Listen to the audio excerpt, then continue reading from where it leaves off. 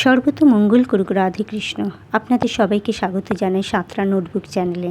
আশা করি আপনারা সবাই ভালো আছেন, আমরাও সবাই ভালো আছি। আজ 25শে জুলাই বৃহস্পতিবার।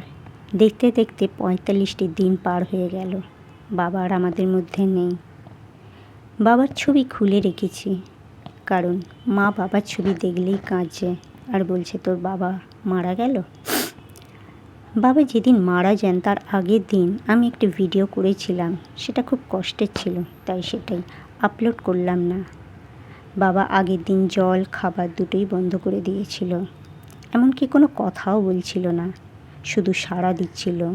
সেটা দেখে মা প্রথম বাবার জন্য কান্না করেছিল। তখন সেই রাতেই আমি মাকে বাবার খাটে বসাই। মা তখন বাবার গায়ে হাত বুলাচ্ছিল আর ডাকছিল। বাবা কথা বলেনি, শুধু হুঁ করে সাড়া দিয়েছিল।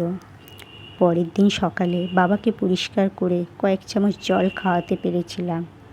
তাতে আমি খুব আনন্দিত হয়েছিলাম। ভেবেছিলাম জল যখন খাওয়াতে পেরেছি তখন বিস্কুটও জলে খাওয়াতে পারবো। বুঝতে পারিনি সেই জলটাই ছিল তার শেষ পানীয়। তার চলে যাওয়ার দৃশ্য আজও আমার চোখে ভাসে। যতদিন বাঁচব ততদিন মনে থাকবে আমার মনের মণিকোঠায়।